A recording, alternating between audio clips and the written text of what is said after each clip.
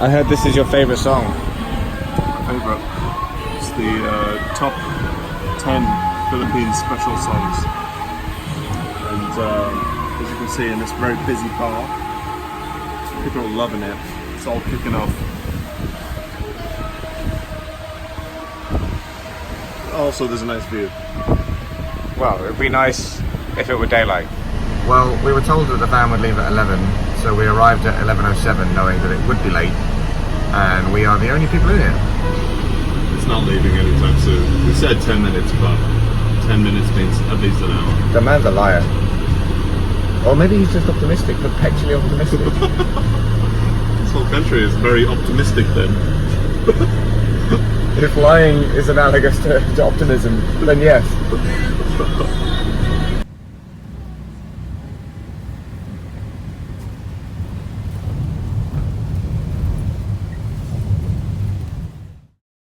Inadvertently, we managed to arrive in Puerto Princesa a day early. So we confused the hell out of the hotel people by saying, we'd like to check in for an extra night. Are your reservations tomorrow? Yeah. It's a huge thing. We want to pay you some money for the services you provide. Yeah. Can we do that? That took half an hour, and now we got shown to our room, and the key doesn't work, so he's scampered off. He ran though. He did run. He did run. No tip. He didn't carry our stuff. No. He's running back now. All right. So here it comes. Well, hey, it worked.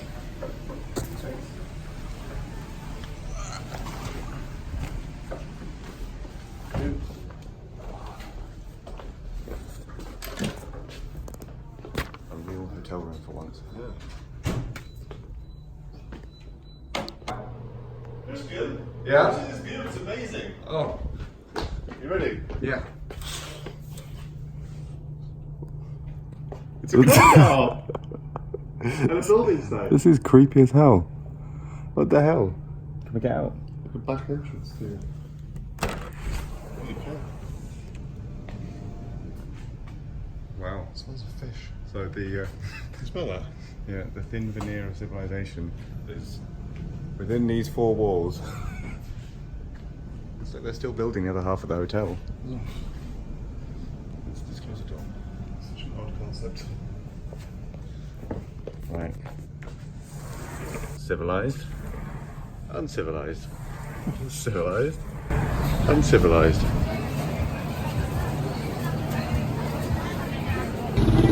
Well, this has got to be probably the first music we've heard playing that isn't a Christmas song. Yes.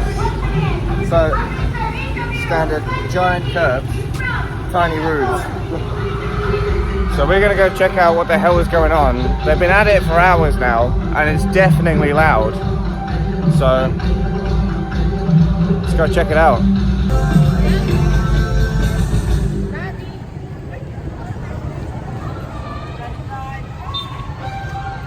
This is gibberish.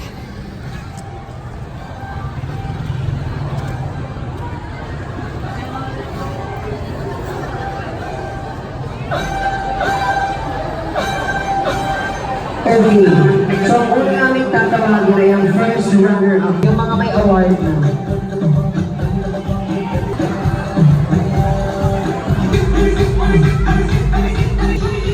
It's really fucking loud. What's that? So sabayan niyo ko, alam niyo to. O, yung hindi pumunta sa gitna, mababagsak. No idea what's going on. All I know is loud noises. Why does Jesus perpetually have to be a child? Didn't he grow up to be a man at some point? Given that we had an additional day and that Puerto Princesa is not all that big, we decided to book another tour and see the subterranean river near Sabang. We were told that the bus would leave sometime between 7:30 and 8 AM the next day, so we decided to get up at 7, assuming that we'd have plenty of time to wake up and get breakfast given that the Filipinos so far had not once been on time. We had also been told that the drive would take about 2 hours. We were wrong. The minivan showed up at 7:31, leaving us no time to get breakfast. As we got in, we noticed that we were the only people in there. We quickly realised that the minivan would have to go around the town collecting everybody else until it was full. This took over an hour and a half. For 90 minutes, we'd been thrown around inside this cramped minivan, hungry and sleep-deprived. About 2 hours later, we arrived at a rest stop. Apparently the driver needed a break. Fair enough. But he happened to stop at a gift shop. How convenient. Alas, there was no beer in sight, so we bought some small snacks to keep us going until we finally got to where we paid to go. Finally, we arrived in beautiful Sabang, or so we'd thought. We drove right through the village and out the other side, down this rutted, muddy track. This meant we had to go dead slow, and the very large bumps turned the minivan back into a tumble dryer. After what felt like an age, we'd finally arrived at a car park full of other minivans, and we were told we needed to pay extra if we wanted to do either zip lining or go kayaking in the mangrove. We were not given any other options. This was the final straw. I am ashamed to say that I lost my temper and I vented on the driver. The tour guide had already disappeared and was not present to hear my complaints. In the end, we agreed to meet back at the van in an hour after everyone had finished their activities. We went straight to the beach to relax and fly the drone.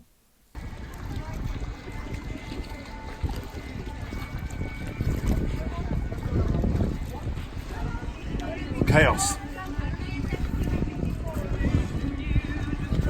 Hey, don't complain. At least it's not Christmas music.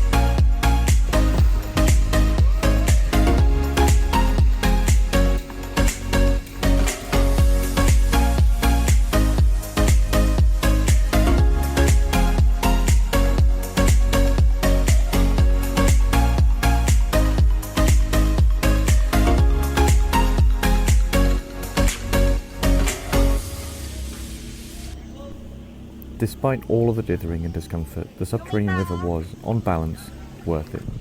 It was certainly a unique experience, for me at least. Some of the features were over 30 metres high, some of the cave halls were 100 metres wide, and others were nearly 100 metres tall. The scale of it can't really be captured on camera, especially when illuminated solely by torchlight.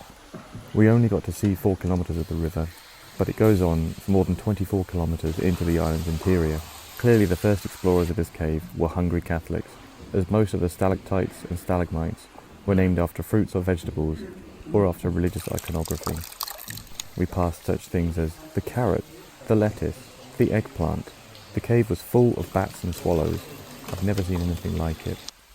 But as most of the interior of the cave is water, there were no large guano deposits, so the cave didn't fill with ammonia or other noxious gases. The face of Jesus, the Virgin Mary, and the Holy Trinity. We both thought that it was a fitting end to our trip. We were both very sad to have to leave the Philippines, but we were very glad that we'd been able to go there at all.